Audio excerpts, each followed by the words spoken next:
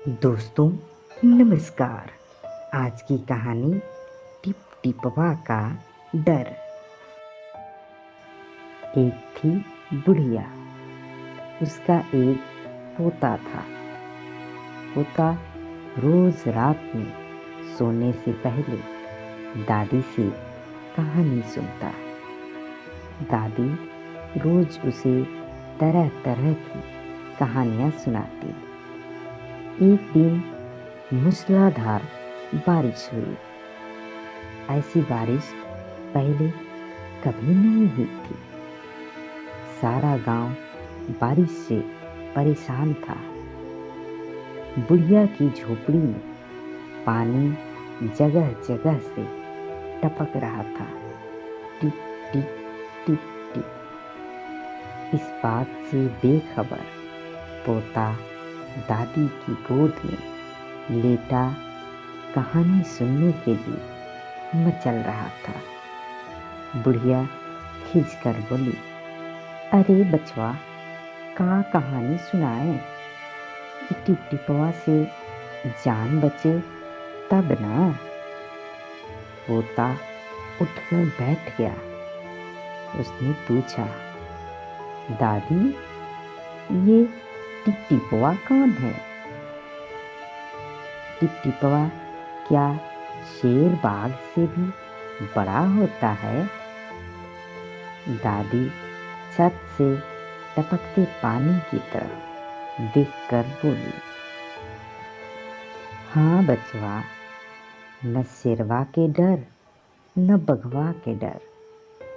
डर तो डर टिप टिपवा के डर।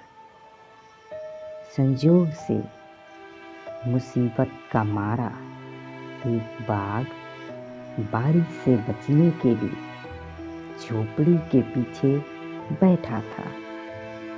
बेचारा बाघ बारिश से घबराया हुआ बुढ़िया की बात सुनते ही वह और डर गया। अब यह टिप टिपवा कौन सी बला है? जरूर यह कोई बड़ा जानवर है। तभी तो बुढ़िया शेर बाघ से ज्यादा टिप टिपवा से डरती है। इससे पहले कि बाहर आकर वह मुझ पर हमला करे, मुझे ही यहाँ से भाग जाना चाहिए। बाघ ने ऐसा सोचा और झटपट वहाँ से दुम दबाकर भाग चला।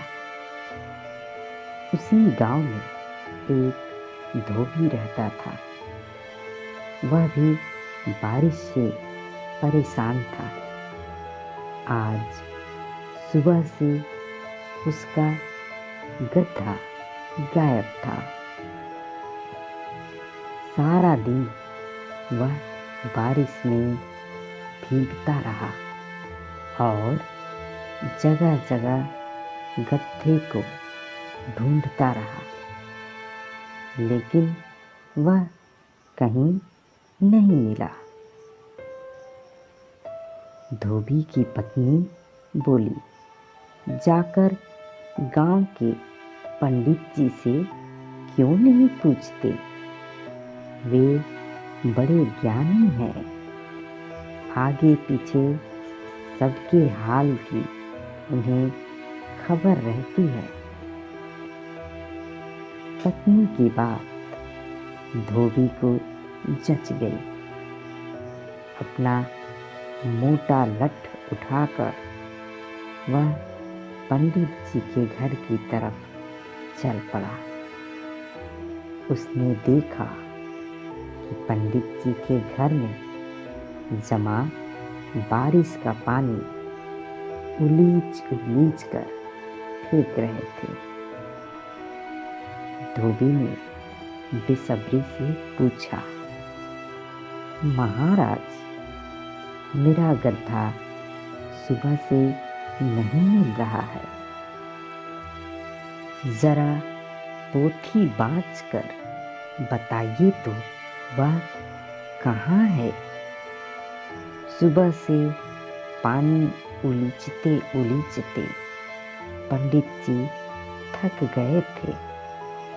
धोबी की बात सुनी तो झुंझला पड़े और बोले, मेरी पोथी में तेरे गड्ढे का पत्ता ठिकाना लिखा है क्या, जो आ गया पूछने?